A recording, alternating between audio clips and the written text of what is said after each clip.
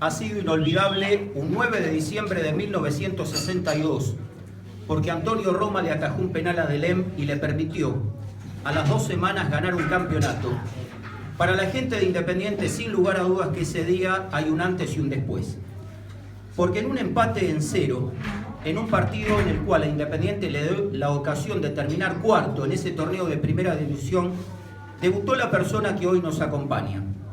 El mismo que al año posterior se dio el gran lujo, a menos de 1 año y medio de haber debutado en primera división, de consagrarse campeón de primera división del fútbol de la Argentina con su Independiente, alternando en el arco con Osvaldo Toriani y con el valor agregado de haber dejado en el camino a River, que era hasta aquel entonces el equipo más ganador en la era profesional del fútbol de la Argentina. Pero así como vino ese reconocimiento a nivel local, lo mejor estaba por venir en el plano continental. Porque en 1964, en la Copa de Campeones, lo que actualmente se conoce como Libertadores de América, luego de haber dejado Independiente en el camino, al campeón del Perú, Alianza Lima, al ganador de la Liga de Colombia, Millonarios de Bogotá, y al entonces doble campeón de América y bicampeón intercontinental, el Santos de Pelé, le toca la ocasión de ser el segundo equipo de la Argentina en jugar la final de la Copa. Pero a diferencia de Boca, en el 63, ganarla. Porque así como Boca la pierde a manos del Santos, Independiente se la gana a Nacional. Pero en lo que a él respecta, se da el gran lujo, no solo de debutar en el arco de Independiente por fuera del país, sino de mantener el 0 en el centenario ante el entonces ganador de la Liga Oriental, Nacional de Montevideo. Y a la semana, con el golazo de quien fuera en vida, Mario Rodríguez, Independiente se convierte en el primer equipo de la Argentina en ganar la Copa, y él en algo que siempre menciono, lo que no habían podido realizar Maidana con Peñarol, Gilmar con el Santos, ser el primer arquero en la historia del fútbol sudamericano que de ida y vuelta, en 180 minutos de juego, no le anotaron goles en una final de Copa. En 1965, Independiente se convierte en el primer equipo en la historia de la Argentina en retener la Copa. Deja en el camino a Boca y le gana la final en un desempate en el Estadio Nacional de Santiago a Peñarol de Montevideo. El valor agregado de él es que se convierte en el primer arquero en la historia de Independiente en detener un penal en un partido de Copa. Un 24 de marzo en el estadio de River, el día que debuta una leyenda a futuro de Sudamérica como el Chivo Pavoni, Independiente le gana al entonces campeón de la Argentina a Boca con goles de Mario Rodríguez y de Osvaldo Mura. Pero él le detiene un penal al Beto, a Osvaldo Menéndez, alguien que había sido tricampeón con River, que ganó 3 campeonatos locales con Boca, que fue titular de la selección argentina, y él le detiene ese penal que a la postre le daría a Independiente la ocasión de ser finalista. Y a la vez, luego de culminado el año en el cual Independiente fue campeón de América, finalista intercontinental, pero cumplió una floja campaña a nivel local porque se dedicó a las copas, el gráfico le otorga no solo el premio de ser el mejor arquero de la Argentina, sino que le da a ese arquero de un equipo que terminó 11º el premio de ser el futbolista del año. Vaya reconocimiento. El mismo que en 1967, con un equipo inolvidable, el que orientaba tácticamente Oswaldo Brandao, gana el primero de los 19 nacionales de fútbol que hubo. Con él en el arco, Monjes y Pavoni, Ferreiro, Pastoriza y Acevedo, Bernau, Mura, Artimes, Savoy y Tarabini. Un equipo que mantuvo 43 goles en 15 partidos, que le ganó los últimos 3 del campeonato, a Boca, a River y a Racing, por aquel entonces campeón de América Intercontinental, pero que en 7 de los 15 partidos a él no le anotaron goles. El mismo que en 1970 se vuelve a dar un lujo, no solo que se convierte en el primer arquero de Independiente en ganar el torneo metropolitano, y a la vez con el gran lujo de hacerlo en el estadio del clásico rival, ganándole a Racing y superando al vecino en cantidad de títulos locales, 6 para Racing, 7 para Independiente, el mismo que al término del año volvió a ser elegido por ese semanario deportivo, El Gráfico, como el arquero de la Argentina. En 1971, no solo que vuelve a reconquistar Independiente un título local, ganando nuevamente el Metropolitano, sino que hay antes y un después en la vida de él. ¿Por qué? Porque, por ejemplo, te tiene un penal clave en el último minuto de juego en la Boca para ganarle el clásico 2-1 al equipo local. La última jugada del partido. Recordemos que Independiente ganó el campeonato por un punto, lo que hubiera sido si Boca le empataba. El mismo que en La Plata, el día que Independiente le gana con gol de tiro libre penal de Bertolotti por 1-0 a Estudiantes, sufre una lesión que más de un colega dijo se terminó la carrera deportiva de él. No vuelve a jugar al fútbol.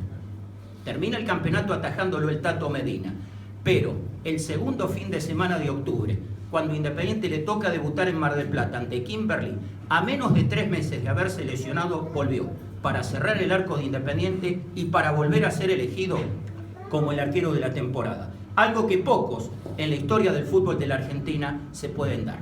¿Termina ahí la leyenda? No, al contrario, se agiganta. Porque en 1972 Independiente vuelve a jugar la Copa y como era lógico, la vuelve a pelear. Y como era doblemente lógico, la vuelve a ganar. Porque deja en el camino, en fase inicial, al Independiente Santa Fe, al Atlético Nacional y a Rosario Central. En las semifinales, al ganador de la Liga Ecuatoriana, el Barcelona de Guayaquil. También al mejor equipo del Brasil de aquel entonces, el San Pablo.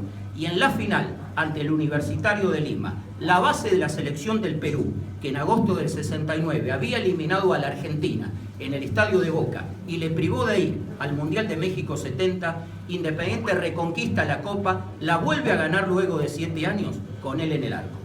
En 1973 ya la leyenda se convierte en mito. Independiente retiene la Copa en imágenes que en algunos casos acabamos de ver, dejando en el camino en semifinal, por ejemplo, a Millonarios de Bogotá, a San Lorenzo de Almagro, el primer equipo en la historia del profesionalismo en ganar 2 campeonatos en el mismo año, y en la final, disputada y como, en Avellaneda, en Santiago y en el desempate en el Centenario ante el Colo-Colo, Independiente lo derrota, retiene la Copa y al mismo tiempo le da la ocasión, en ese mes de junio, de ir a jugar por una de las que le faltaba. Tiene que viajar a Honduras para jugar ante el Olimpia de aquel país. Primero en medio de la selva, con 3 días de viaje, con un calor insoportable para ganar 2-1. Luego el desquite, ya con Independiente descansado, por 2-0. Con goles del Mencho Balbuena, de Eduardo Maglioni, Independiente conquista una de las 2 copas que le faltaba. Y si vino la primera, si vino la segunda, ¿por qué no la tercera? Y esa tercera había que viajar a Roma, porque el entonces campeón de Europa, el Ajax de Ámsterdam, se negó a jugar ante Independiente al igual que en la temporada anterior. Puso como condición la Juventus de Turín que si había partido era único y se jugaba en Italia. Y ahí viajó Independiente para disputar en medio de un frío polar aquel miércoles 28 de noviembre de 1973, repito, a partido único, la final por la única copa que le faltaba. Con él en el arco, la línea de fondo, Comiso, el zurdo López, Pancho Sá y el Chivo Pavoni. En la mitad del campo, el negro Galván, Perico Raimondo y Bocchini. Y en el ataque, el Mencho Balbuena, Maglioni y el super pibe, Ricardo Daniel Bertoni. Como técnico, alguien que había sido compañero de él en Independiente y en la selección argentina, Roberto Ferreiro. La pared del Bocha con Bertoni, el golazo de Bocchini e Independiente campeón intercontinental. Pero lo que nunca se menciona es lo que decíamos ni bien nos incorporamos a la reunión. Independiente fue el primer equipo en la historia del fútbol en ganar 3 copas oficiales en el mismo año.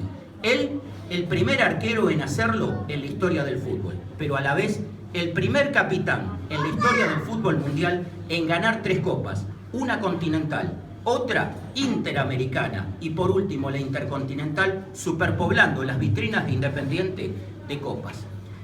Si esto se había dado, ¿qué más quedaba antes de terminar el año? Y vaya si hubo fiesta, porque a los 4 días de haber jugado en Roma, a Independiente le toca visitar el estadio de Racing al clásico, al vecino. Un Racing que por aquel entonces tenía un partido de ventaja sobre Independiente en el historial. Sí, acaban de oír bien, el que manejaba el historial era Racing y no Independiente. El gol del local, Néstor Escota. Los goles del rojo, Pancho Sá, Maglioni y Bertoni. Con él ingresando al campo de juego, con la copa, con la gente de Racing reconociéndolo como el auténtico campeón de todo en ese año y a la vez habiéndole ganado y nivelado el clásico. Y en 1974, en la última temporada de él, en el arco de Independiente, se da más de un lujo. Por ejemplo, el 24 de marzo, la única vez que Bocchini marcó 3 goles en un partido oficial, ganándole el clásico 4-1 a Racing, se lo da vuelta.